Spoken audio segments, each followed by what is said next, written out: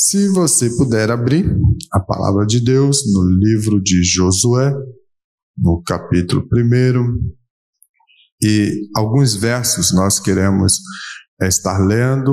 Enquanto você abre a sua Bíblia, nós queremos parabenizar a programação, a formatura, todas as formandas, a diretoria desse curso, muito bom esse curso. Depois a Ana Lúcia estará dando testemunho de muitas vitórias e conquistas, né, que tem vindo através desse curso. Provavelmente as irmãs aí já têm experiências, né, conquistada, mas nós que estamos por trás, né, dando suporte e apoio a todos os núcleos que tem do curso Ser, a Essência da Mulher, a gente tem muitos relatos de grandes conquistas, grandes vitórias que o Senhor tem realizado através desse instrumento que é o curso Ser, a Essência da Mulher. E parabéns, Palhoça, por estar aí desfrutando desse momento, desse curso, e que possa perdurar por um bom tempo, porque ele verdadeiramente alcança propósito e transforma vidas. E Deus seja louvado por isso. Então, diante da palavra do Senhor, não quero me demorar, mas quero compartilhar com você, amado ouvinte, que está aí nas redes sociais acompanhando, e amada Igreja do Senhor, essa palavra que diz assim, lá no verso 6 do capítulo 1, diz: esforça-te e tem bom ânimo, porque tu farás a este povo herdar a terra que jurei a seus pais lhe daria. Tão somente esforça-te e tem muito bom ânimo, para teres o cuidado de fazer conforme toda a lei que meu servo Moisés te ordenou. Dela não te desvie nem para a direita, nem para a esquerda, para que prudentemente te conduzas por onde quer que andares. Não se aparte da tua boca o livro desta lei, antes medita nele dia e noite, para que tenhas cuidado de fazer conforme tudo quanto nele está escrito. Porque então farás prosperar o teu caminho e então prudentemente te conduzirás. Não te mandei eu? Esforça-te e tem bom ânimo. Não pasme, nem te espantes, porque o Senhor teu Deus é contigo por onde quer que andares. Queremos rapidamente pontuar algumas condições importantes aqui que Deus ele elenca para Josué, e que isso seja verdadeiramente um falar de Deus nessa noite aos nossos corações, porque no ciclo da história da humanidade, a gente sempre volta a completar esse ciclo, ou seja, há momentos, há épocas que o homem, né, ou a humanidade, ela expressa ou experimenta momentos de altos e baixos. Assim como na história da igreja, ela também sofre essas variações. Tem momentos que há um agir de Deus, um trabalhar mais forte, mas parece que há momentos que a dificuldade ou o distanciamento de Deus parece ser verdadeiro, sendo que não é dessa forma. Muitas das vezes a igreja ou o movimento da igreja que se afasta de Deus, e aí então a gente observa o ciclo da história acontecendo novamente. E aqui a gente vê uma condição onde Deus está chamando um líder para assumir a sua responsabilidade. Quando Deus fala no capítulo 1 ali para Josué, ele diz: olha, Moisés, meu servo, é morto. Isso encerra um ciclo. E está agora diante de iniciar uma nova etapa, e dentro do cuidado de Deus, dentro do prazo estabelecido, porque Deus, ele tem propósitos, Deus, ele tem prazos para cumprir a sua vontade. Mesmo que nós não entendemos totalmente o trabalhar de Deus, a sua vontade, a sua direção, mas Deus nunca chega atrasado. Deus sempre chega no tempo certo. Lembra você que Deus falou para Abraão lá no capítulo 12 de Gênesis, e Deus falou: olha, Abraão, larga aí a sua terra, a sua parentela, eu tenho um projeto, um propósito na tua vida, então eu preciso que tu renuncie tudo isso que é segurança, que é te dar um conforto para aquilo que eu vou te revelar. Deus não disse que Abraão ia morar, de repente, em lugares inóspitos, em desertos, em momentos de pedregais, coisas terríveis iriam acontecer. Deus não falou, mas Deus falou: eu tenho uma promessa na tua vida, eu tenho algo a realizar, e uma parte eu vou revelar para ti. Se você puder contemplar, nações, famílias e povos serão abençoados através daquele que eu vou levantar das tuas entranhas, ou seja, farei de ti uma grande nação. Há uma promessa estabelecida, e o tempo passou. E chegou o tempo que o povo de Deus estava no Egito. E lá no Egito, sofrendo as duras as situações difíceis da escravatura, mas Deus não abandonou, Deus não esqueceu. E Deus agora chama o seu servo Moisés, um grande líder, um libertador, para desenvolver um grande propósito na história e na promessa de um povo. Baseado na promessa do pai Abraão, do Isaac e de Jacó, os patriarcas, então Deus chama Moisés e diz: eu quero que tu leve o meu povo para conquistar a promessa da terra prometida. A terra que mana leite e mel. Passou-se séculos até que isso acontecesse. Então Deus traz Moisés. Moisés é um grande líder. Se nós fôssemos falar de Moisés, o tempo seria muito pouco para estabelecer tudo que Moisés produziu na mão de Deus. O canal de bênção que ele foi na mão do Altíssimo. Mas aqui o foco não é o Moisés, mas sim resgatar aqui que esse grande líder estabeleceu com Deus uma ação de propósitos e foi um instrumento forte na mão de Deus para trazer ali o seu povo, para trazer o nome do Senhor, ou levantar a bandeira de Deus na face da terra. E dessa forma Moisés alcançou grandes privilégios de falar com Deus face a face. Não é todos que conseguem essa graça de poder falar com Deus face a face. Moisés foi um deles. E o canal que Deus usava para falar com Moisés não era o que ele estabeleceu e colocou diante do seu povo, não. Deus tinha comunhão com Moisés e Deus dialogava com Moisés. Isso é muito importante porque são momentos exclusivos que o homem pode conquistar na presença do Senhor. E tantas foram as maravilhas que Deus fez através de Moisés, e agora está encerrando um ciclo.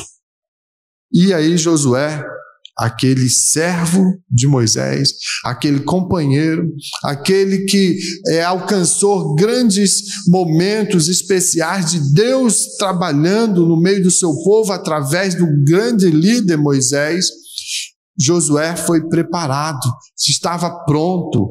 Josué estava no momento certo, no lugar certo, no tempo exato de Deus para dar sequência a um grande projeto.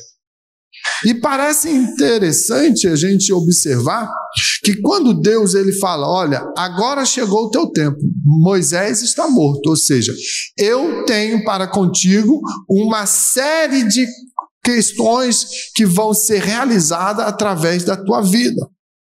Há um propósito para você, Josué.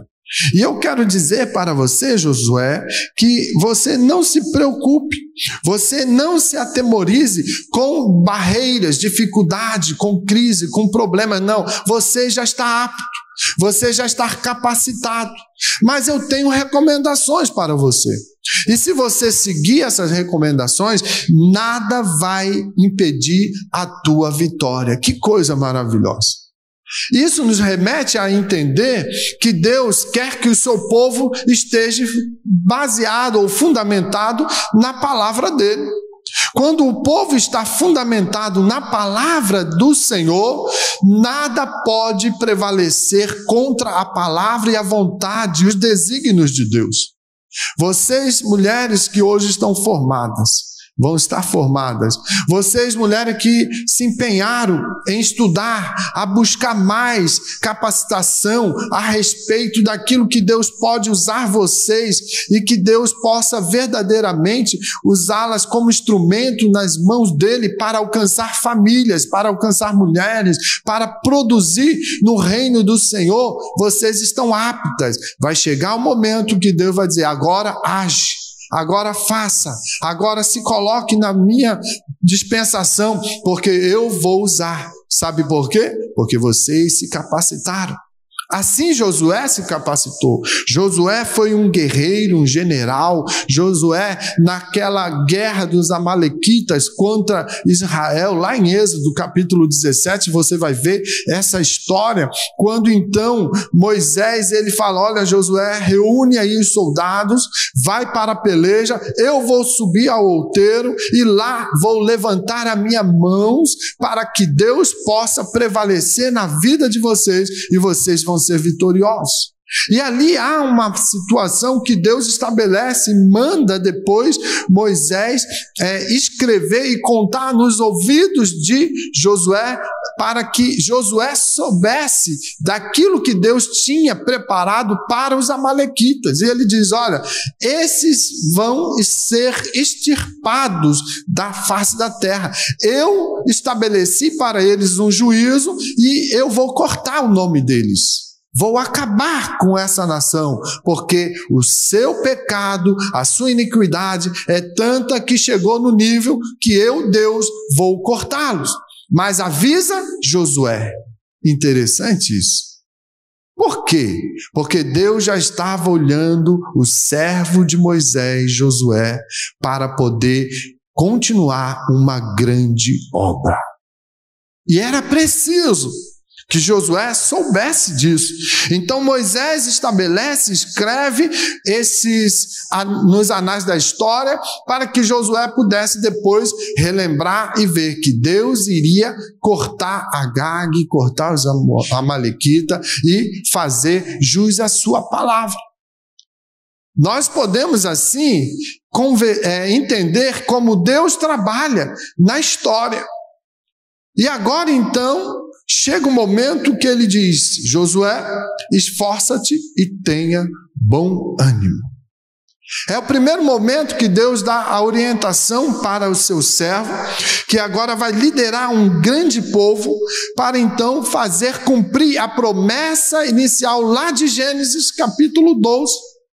Quando Deus chama Abraão e diz: ali larga a tua terra, parentela e segue aí o propósito que eu tenho. E aí ele diz: olha, porque tu farás este povo herdar a terra que jurei a seus pais lhe daria. Você sabe que você também tem uma promessa na sua vida? A partir do momento que você aceitou Jesus como seu único e suficiente Salvador, foi estabelecido por Deus uma promessa e um projeto na tua vida. Jesus garantiu isso na cruz do Calvário. Quando ele morre na cruz, ele diz: está consumado. E aí então estabelece uma oportunidade para a humanidade de salvação, de conquista, de redenção, aonde novamente o homem pode desfrutar da comunhão com Deus, com o Pai Celestial, através do Filho Jesus Cristo, que Deus, amando o mundo de tal maneira, concede a todo que crer que Cristo, o Filho de Deus, morrendo, vem trazer vida. Então nós podemos aqui entrar dentro de um contexto que toda árvore que gera uma semente, para que aquela semente possa frutificar e tornar-se uma nova árvore que vai gerar semente, a semente tem que morrer. Assim Jesus, quando vem concluir o projeto glorioso do Senhor nosso Deus, o Pai Celestial, ele morre na cruz do Calvário e traz aí então a possibilidade de redenção para todos nós que éramos mortos, todos nós que estávamos debaixo de uma maldição que é o pecado, mas Deus morreu através de Jesus na cruz para dizer: você tem libertação, oportunidade, você tem esperança, você tem condição de uma promessa, porque eu estou dizendo e afirmando que eu concedo a você novamente a expectativa de vida e vida eterna. Quando nós olhamos então Deus falar a Josué e dizer: Josué, esforça-te e tenha bom ânimo. Ele diz: é necessário ação. Tenha ação. Não se atemorize por problemas ou dificuldade, mas eu tenho uma promessa a cumprir, e essa promessa depende de você, Josué. Deus não falou, vai lá se capacitar, não. Deus já viu que ele era capacitado para isso. Então Deus concede agora a condição de uma lembrança e uma determinação para ele, para que ele venha se esforçar, para que ele venha ser uma pessoa que tome atitude, que haja, para que Deus possa revelar as maravilhas do Senhor através da vida dele, cumprindo a promessa gloriosa. E ele retorna a reforçar essa medida para Josué, dizendo no verso 7, tão somente esforça-te e tem muito bom ânimo para teres o cuidado de fazer conforme toda a lei que meu servo Moisés te orientou, te ordenou. E aí um outro cuidado que Deus estabelece para Josué é o seguinte: Moisés te orientou nos fundamentos da lei. E olha, Josué, não desvie nem para a direita, nem para a esquerda, para que prudentemente te conduzas por onde quer que andares, ou seja, para você conquistar a terra e conquistar resultados, não olhe para o lado direito, nem olhe para a esquerda, ou seja, isso traduz no seguinte: não escute conversas fiadas não sendo direcionada do trono da graça.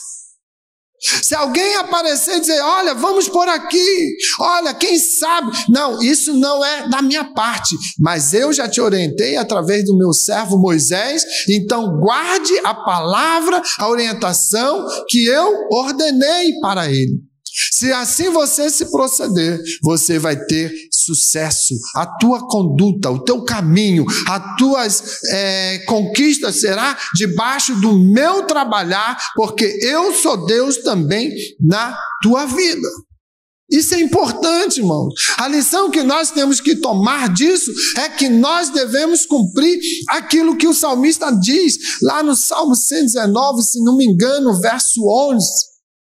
Que ele diz, guardei a tua palavra no meu coração, para não pecar contra ti. Olha que recomendação interessante. A igreja que está margeada pela palavra de Deus é a igreja vitoriosa, é a igreja viva, é a igreja que é relevante, é uma igreja que verdadeiramente está debaixo do cuidado de Deus, porque Deus prima pela sua palavra. Então nós temos que estar margeado pela palavra do Senhor, é guardar com alegria esta palavra, porque ela é sabedoria, como o pastor já leu aqui, e nós devemos buscar e procurar como a prata, como o ouro, porque são metais preciosos que você não acha na esquina, você não tropeça na sua caminhada em metais de ouro e prata. Mas para você alcançá-lo, você tem que estudar, buscar conhecimento, saber aonde é comum encontrar esses metais preciosos. Com instrumento e tecnologia nos dias de hoje, você pode buscar se conhecer mais e então conquistar resultados. Porque ninguém vai tropeçar, saindo da igreja, tropeçou e caiu porque ali tinha uma pepita de ouro. Não. É difícil. Mas se você procurar buscar, você vai encontrar, porque é algo precioso. Então, quando você busca conhecer a palavra de Deus e busca se envolver com a palavra de Deus, e ele diz aqui, não aparte da tua boca o livro dessa lei. Antes, olha outra recomendação. Medite nele dia e noite, para que tenhas cuidado de fazer conforme tudo quanto nele está escrito, porque então farás prosperar o teu caminho. Deus dá as dicas, as recomendações para esse grande líder, porque ele sabia que após o Jordão teria crises, conflito, lutas, problemas, mas se ele guardasse sem se desviar para a direita ou esquerda, se esforçando, se animando diante de qualquer situação, Deus iria conceder vitória. Então, meditar na palavra de Deus, no livro sagrado, é você parar, refletir e deixar que o livro, a palavra de Deus, venha perpassar pela sua vida, venha revelar suas fraquezas, venha você entender o que Deus quer com você na sua trajetória, venha mostrar que você está ali meditando, lendo, se aprimorando, refletindo. Aquela palavra de Deus não pode ser lida como um jornal, como uma revista, não. A palavra de Deus tem que ser lida com oração, com jejum, com meditação, porque se assim você fizer, é ouro, é prata, é riqueza de sabedoria que você encontra na luz da palavra de Deus. E quando assim faz, você prosperará o teu caminho. Então, crente, século 21, os dias difíceis, e como está cada vez mais difícil encontrar saídas diante das soluções que o homem, que a humanidade oferece. Mas se você não entender que Deus fala que lâmpada para os teus pés é a minha palavra, e ela é luz para os teus caminhos, se você não entender essa sabedoria de Deus, que a palavra tem a resposta para todas as coisas, esperar naquilo que o homem tenta conquistar, mostrar e dar resultados de solução para o teu problema, você não vai conseguir solução e não vai ter saída. Vai andar num labirinto, vai estar como Israel, quando Elias chamou a atenção dele e disse: olha, vocês estão cocheando entre dois pensamentos. Vocês querem Deus, mas vocês querem Baal. E se vocês andarem assim, não vai ter resultado, não vai ter sucesso. Mas se vocês entenderem que Deus é Deus, que Ele é o Senhor, que Ele é o soberano, que Ele é o Criador de todas as coisas, é Ele que guarda, é Ele que cura, é Ele que liberta, é Ele que transforma, é Ele que dá a garantia da salvação, e isso Ele mostrou na cruz do Calvário. Se você entender e estar pautado na sua palavra e buscar a Deus todos os dias, meditando dia e noite, você prosperará. Sabe o que vai acontecer? Diz a palavra que Deus conduzirá prudentemente todas as coisas. Quer ter sucesso, quer ter bem-estar, quer ter paz, quer ter alegria, quer ter saúde, busque a presença de Deus, esteja na direção do Senhor e Deus vai te abençoar poderosamente. Deus falou, fechando o verso 9, novamente a recomendação para Josué: não te mandei eu, esforça-te. Ou seja, tenha ação, tenha atitude, tenha ânimo, não pasme, ou seja, não se assombre, não se preocupe, não se tenha perca de tempo com problemas e situações. Não fique olhando para o gigante, para a barreira, para o problema. O Jordão estava no momento das cheias, mas do outro lado estava a terra prometida. Então Josué não se atemorizou quanto a isso. Por quê? Porque ele viu o mar se abrir, ele viu o Jordão estando diante dele. É um momento ou uma dificuldade pequena em relação ao grande mar. E Deus concedeu vitória. E assim como Deus falou, assim como eu fiz com Moisés, eu vou fazer contigo. Então o Jordão já não era problema. Mas no outro lado, ele estava ciente que estaria cumprindo o ID do Senhor e estaria desfrutando do melhor de Deus na vida dele. Porque ele iria fazer o que Deus solicitou. Se esforçou, se animou, mandou para que todo o arraial se preparasse, preparou todos os sacerdotes para se consagrar, colocar e alinhar tudo na direção de Deus, no centro da vontade, porque Deus iria fazer o milagre.